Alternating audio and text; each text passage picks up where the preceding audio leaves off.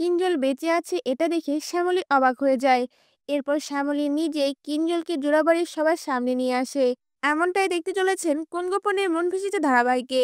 শ্যামলী সুস্থ হয়ে নিজের পায়ে হাঁটতে পারলে তখন শ্যামলী আবারও গ্রেট বেঙ্গল ক্যাটারারের সকল কাজ করতে থাকে।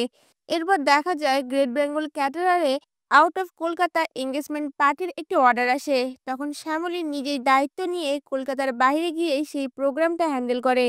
সেই প্রোগ্রামের আয়োজনের সময় কিছু জিনিস না থাকলে শ্যামলী সেই জিনিসগুলো নেওয়ার জন্য নিজেই বেরিয়ে পড়ে।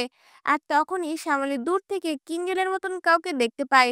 এরপর শ্যামলী ভালো করে দেখার জন্য কাছে গেলে কিঞ্জলকে দেখে চমকে ওঠে।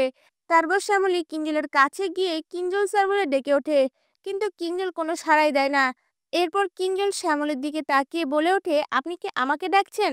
এই কথা শুনে শ্যামলী অবাক হয়ে যায় আর মনে মনে বলতে থাকে, স্যার আমাকে কেন চিনতে পারছে না। এরপর শ্যামলী বলে ওঠে, কিঞ্জল স্যার আপনি আমাকে চিনতে পারছেন না? তখন কিঞ্জল বলে ওঠে, আমি আপনাকে এর আগে কখনোই দেখিনি, হয়তো আপনি আপনার পরিচিত কারোর সাথে আমাকে গুলিয়ে ফেলছেন। কথাটা শুনে শ্যামলী অপলক দৃষ্টিতে কিঞ্জলের দিকে তাকিয়ে থাকে। তা ভিউয়ার্স, শ্যামলী যদি কিঞ্জলকে জোড়াবাড়িতে নিয়ে যায়, আপনাদের দেখতে কেমন লাগবে? আপনাদের মতামত আমাদের কমেন্টে জানান। ধন্যবাদ।